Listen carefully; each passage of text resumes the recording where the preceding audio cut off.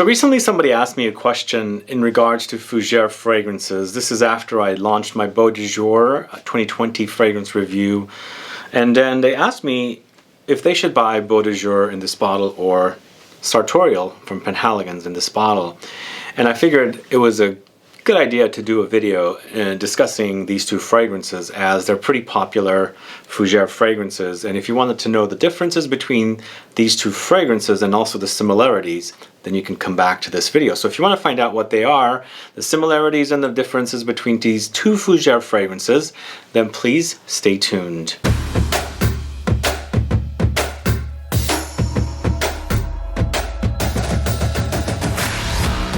Thanks so much for tuning in. This is Sebastian with Smelling Great Fragrance Reviews. That's right, today we're going to go ahead and compare Tom Ford's latest men's signature collection fragrance, BEAU DE JOUR, with Penhaligons Sartorial, which is now 10 years old. But if this is your first time tuning into the channel and you love watching fragrance reviews, finding out about new fragrances, discovering new brands, participating in giveaways, and still haven't subscribed, please click that subscribe button below and also click the bell so that you'll be notified for future videos and giveaways. So if you haven't caught my review for BEAU DE JOUR, please go do that. But let me tell you the differences between these two fragrances. They're both fougere fragrances, and this actually is now 10 years old, Penhaligons Sartorial. I first bought my bottle back in 2013, a year or so after I got into the fragrance community, and this one actually has always reminded me of Brut, a classic fragrance that my dad wore in the green bottle and that I enjoyed the smell of. The lavender is just really, really wonderful. But this one is a pretty modern fougere, but still kind of inspired by the fougères and the lavender barbershop fragrances of the past. Somebody had also commented about how this doesn't smell like barbershop shaving soap. I agree with that. It's not creamy, but if you're looking for something that's a little more along that line, I think Sartorial would do that for you. And the reason why I think that it would come closer to the shaving cream idea is because what's in here gives it a very soft and smooth experience, a wearing experience, unlike this one, which is very sharp and herbal, ultra herbal and sharp with the aromatic herbs that's in here. So for me, I find that the Sartorial has a lot more cozy and relaxing stylings to it, and this one is pretty, you know, aggressive and sharp, and metallic comes to mind as well. So let me tell you a little bit about this. This is 2010 launched. For me, as I said, it smells like the Brut fragrance, but still very modern, and I guess I wouldn't call it ultra modern, but still I think it's pretty modern with you know, older classic stylings inspired to create this concoction. 100 ml bottle retails for $160. That's the suggested retail price on the Penhaligons website, but you can find these as low as about $120, maybe $110 for 100 ml. It is eau de toilette concentration. This, on the other hand, is eau de parfum concentration. This is a 2020 launch.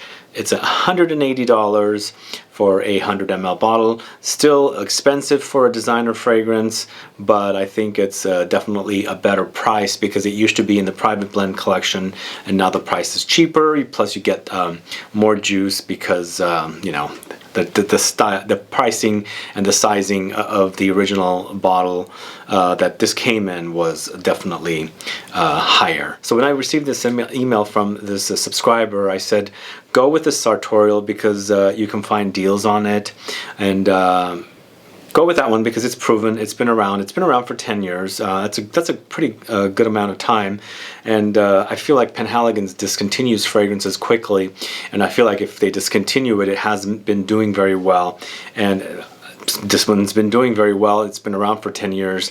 A few of their other more popular fragrances that have been discontinued, I feel like, have not been doing as well as this one. But this one stuck around. Obviously, people like it. I think they like the fact that it's a nice, wonderful men's classically inspired fougere that smells like Brut. Well, it does hint at Brut. It's not like an identical clone. When you smell it, it just brings back memories of, for me as a child, smelling that fragrance. But it's still very, very modern. The other great thing about this is created by Bertrand DuChaufour. He's a very well-known perfumer. He's done a lot of fragrances for this house. Also, he's done it for L'Artisan Parfumé and many other brands. But this one is chock full of notes. It's so chock full of notes. But for me, what's most stand out as far as notes go, I'm not going to read you all the notes. For me, this is lots of lavender. And then, you know, there are metallic type notes in here, but typically for me, metallic notes go sharp. This one does not. It does go more sharp here, and there's no mention of metallic notes here. So this one's more just like a very, very sharp knife. When you smell it, the experience is ultra sharp to my nose. But here, for me, the beeswax, there's also honey in here. Along with Oakmoss, there's aldehydes and leather. The wearing experience is a lot more cozy and comforting. If I want to have a very exciting and an energizing day, the sharpness of this fragrance is just going to do that for me. But if I want a more mellow and laid back experience, but still smell like, you know, barbershop lavender fougere, then this one's going to do it for me, because that's just the way I experience it. Honey, beeswax, those are all very cozy and comforting qualities in notes for fragrances, and that's what it does for me. But once again, we have lots of lavender here, just like this one. So lavender is always key for fougere fragrances or aromatic barbershop type fragrances. So you've got to have that, and to have that kind of a fragrance. Although I have seen fougères where they don't use lavender, and they use maybe other kind of aromatic notes.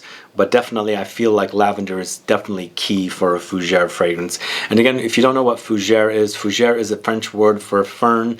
And when they were creating the very first fougère royale for Houbigant, they were trying to create the smell of a fern, if ferns had a smell. And ferns do have a very, very light, faint smell. It just doesn't smell very strong. So I think what they were trying to do is imagine going to a fern plant and you smell it and you get that smell. And they were trying to visualize that smell being what these fragrances smell like. I think that was a great idea for them to do this, a fougère fragrance. We have two solid fragrances. I mean, if you have the money, for me, I would say go with this one. It's a more modern one. It's more, you know, just a more recent fragrance. If you have the money, go get this one. Perhaps you even have this one already. It's been around, like I said, for 10 years, but this is a brand new launch. And of course, if you have the previous edition from 2019, then you don't even need this, because they smell very, very similar to me. If you compare this to the 2019 version of this in the Private Blend Collection bottles. But as far as smells go between these two, what's the closest thing about them is the lavender. There's lots of lavender in both of them, but then it just goes in different directions. So if you like the idea of fougères, they're both fougères, and as I said, this one has that cozy, comforting vibe because of the honeyed note.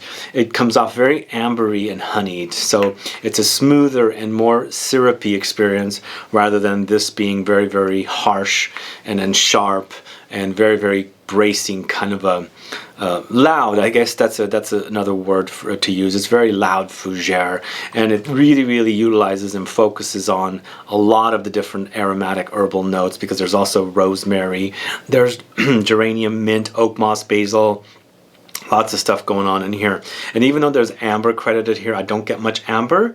It dries down to mostly patchouli with the hints of amber or experiences of amber in the base. But it's an ultra herbal experience. So once again, if you were on a budget and you were looking for a fougère, I would say go with Sartorial if you are on a budget, because as I said, you can find these as low as about $110 for 100 ml. Do some research online and, you know, find some online discounters to get them. I do have links to Fragrance X and also Fragrance Net. Perhaps they have them available.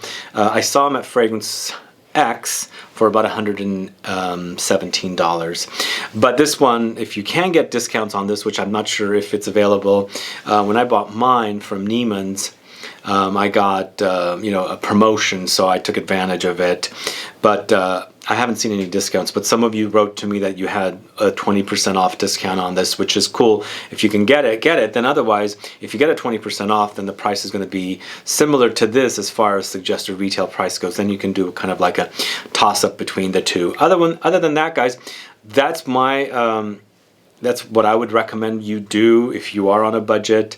There are other fougere fragrances out there. There's many, but I feel like these are really, really awesome ones for you to try. And depending on your budget again, or your mood and what you're into and the stylings you're into, go with either of the one. But they're both very, very solid fragrances, and I enjoy both of them for different experiences.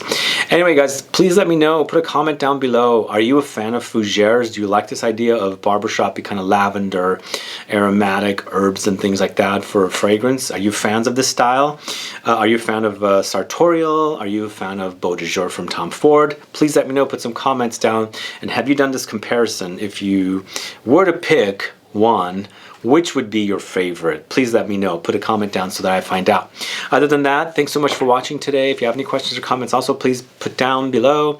Please like this video. Please share it. Follow me on Facebook, Twitter, and Instagram, and I'll be back with more videos very soon. Have a good one. Goodbye.